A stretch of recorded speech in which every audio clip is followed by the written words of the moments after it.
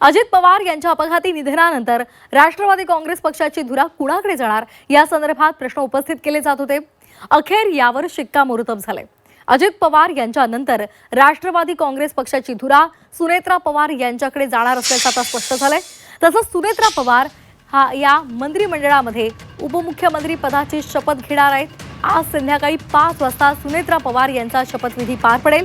सुनेत्रा पवार यांचा मुलगा जय पवार यांच्यासहित त्या रात्रीच बारामतीमधून मुंबईमध्ये दाखल झाल्यात। दरम्यान या शपथविधी सोहळ्याआधी दुपारी 2 वाजता राष्ट्रवादी विधिमंडळ पक्षनेत्याची निवड होणार आहे आणि या निवडीनंतर सुनेत्रा पवार उपमुख्यमंत्री पदाची शपथ घेणार आहे। सुनेत्रा पवार या महाराष्ट्राच्या पहिल्या महिला उपमुख्यमंत्री असणार आहेत।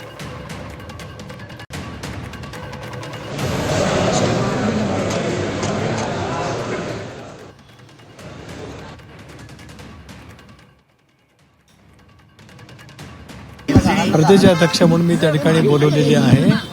त्याला जे सर्व आमदार विधानसभा विधान परिषदे उपस्थित राहतील, त्याचबरोबर ती खासदार उपस्थित राहतील आणि यांच्या सर्वांच्या उपस्थितीमध्ये ती बैठक त्या ठिकाणी पार पडेल। विधिमंडळ पक्षाचा नेता निवडला जाईल, त्याची माहिती माननीय मुख्यमंत्री महोदयांना देण्यात येईल आणि त्याच्या संदर्भातला निर्णय मुख्यमंत्री घेतील। आमच्या आमदारांच्या जनतेच्या मनामध्ये आहे ते आम्ही त्या विषयावरती एकत्रितपणाने चर्चाही केलेली आहे।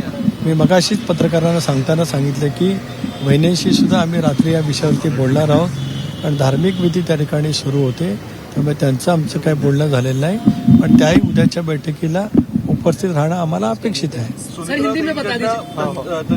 पदाच्या संदर्भामध्ये होकार किंवा या संदर्भात तुमची काही चर्चा त्यांची झाली? मी आता इतकं स्पष्ट शब्दामध्ये सांगितलं की उद्या दुपारी 2 वाजता विधिमंडळ पक्षाची बैठक आहे। वहिनींचं आमचं रात्र आम्ही त्या ठिकाणी बोलणं करणार आहोत।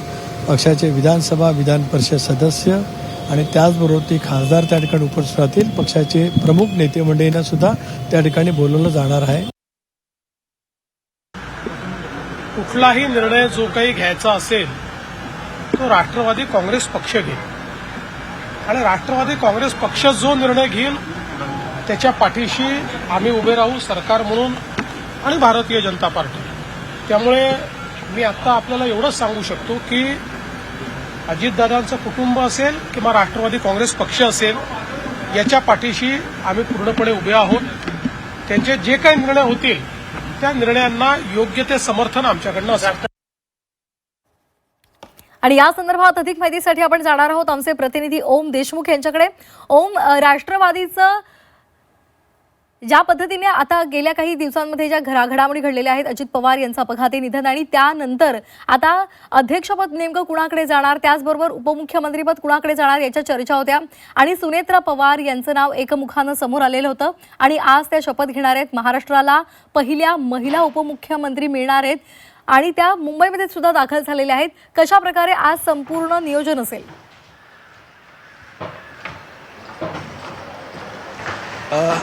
खरं तर श्वेता, अजित पवारांच्या जाण्याला आता 3 दिवस उलटून गेलेत आणि खऱ्या अर्थानं अजित पवारांचा वारसदार कोण किंवा अजित पवारांच्या नंतरचा उत्तराधिकारी कोण या प्रश्नाचं उत्तर देखील समोर आलंय।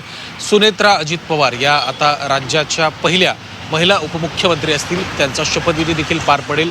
आज शपथविधी होईल का नाही याबद्दल काहीशी एक थोडी शंका उपस्थित केली जाते, परंतु आज राष्ट्रवादीच्या आमदारांची बैठक बोलवण्यात आली। या बैठकीमध्ये सुनेत्रा पवारांच्या नावावरती शिक्कामोर्तब होईल, त्याच पद्धतीचा ठराव देखील मांडला जाईल आणि याच अनुषंगानं कालपासून खऱ्या अर्थानं राजकीय वर्तुळामध्ये हालचालींना वेग आलाय। काल राष्ट्रवादी काँग्रेस अजित पवार पक्षाचे कार्याध्यक्ष प्रफुल्ल पटेल किंवा महाराष्ट्र प्रदेशाध्यक्ष सुनील तटकरे, मंत्री छगन भुजबळ यांनी मुख्यमंत्री आणि अर्थात जे कॅबिनेटचे प्रमुख आहेत त्या देवेंद्र फडणवीस यांची भेट घेतली आणि एकंदर या सगळ्या गोष्टींच्या संदर्भात त्यांची चर्चा झाली।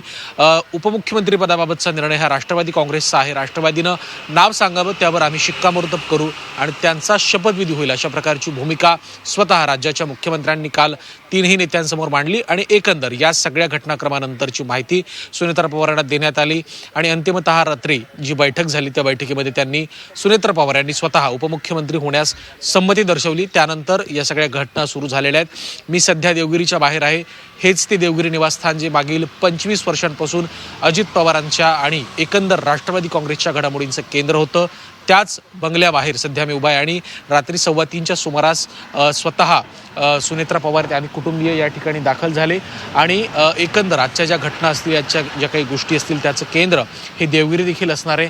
यापुढे राज्याच्या उपमुख्यमंत्र्यांचं निवासस्थान अर्थात सुनेत्रा अजित पवारांचं निवासस्थान म्हणून या देवगिरीची ओळख महाराष्ट्राला नव्यानं पाहायला मिळणार आहे. या देवगिरीच्या बाहेर अजित पवारांच्या नावाची पाठी आजपर्यंत होती, परंतु त्या पाठीवरचं नाव देखील बदललं जाईल आणि सुनेत्रा अजित पवार उपमुख्यमंत्री असं नाव या ठिकाणी काही दिवसांमध्ये आपल्याला पाहायला मिळेल. एकंदर जर आपण पाहिलं तर राजकीय घडामोडी या प्रचंड वेगानं घडतायत.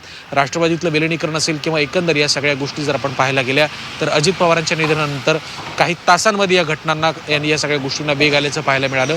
त्यामुळे राष्ट्रवादीचं विलिनीकरण, राज्यातील सत्तेतला वाटा आणि एकंदर सत्ताधारी पक्ष असलेल्या राष्ट्रवादीची सूत्र कोणाच्या हाती जातील या सगळ्या गोष्टींवरती आता स्पष्टता यायला हळूहळू सुरुवात झालेली आहे.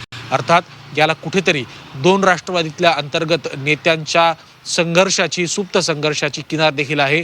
राष्ट्रवादीचं एकत्रीकरण काही नेत्यांना नकोय अशी देखील चर्चा राजकीय वर्तुळामध्ये आहे. त्यामुळे या सगळ्या गोष्टींचा जर आपण अभ्यास केला तर आज सरतेशेवटी सुनेत्रा अजित पवार यांची विधिमंडळ गटनेतेपदी निवड होईल आणि त्यांचा उपमुख्यमंत्री म्हणून शपथविधी देखील होईल. त्यामुळे पुढील काळात पक्ष सांभाळलं, सत्ता सांभाळलं आणि एकंदर या सगळ्या गोष्टींचं आव्हान सुनेत्रा पवारांसमोर असणार आहे. त्यामुळे पुढच्या काही दिवसांमध्ये काय घटना घडत आहेत हे देखील पाहणं तितकंच महत्त्वाचं आहे. मात्र आजची अपडेट अशी आहे की आज त्यांची गटनेतेपदी निवड होईल आणि त्या उपमुख्यमंत्रीपदी सुद्धा विराजमान होतील. श्वेता. अगदी सामाजिक, त्याचबरोबर इतक्या इतर क्षेत्रामध्ये सुद्धा, शिक्षण क्षेत्रामध्ये सुद्धा त्यांची अमूल्य कामगिरी आहे आणि त्याचबरोबर राजकीय वारसा तर त्यांना जन्मापासूनच लाभलेला आहे. त्यामुळे या सगळ्याचा जर विचार करता सुनेत्रा पवार या राज्याच्या पहिल्या महिला उपमुख्यमंत्री होणार आहेत आणि त्याचा निश्चितच फायदा हा संपूर्ण राज्याच्या जनतेला होईल.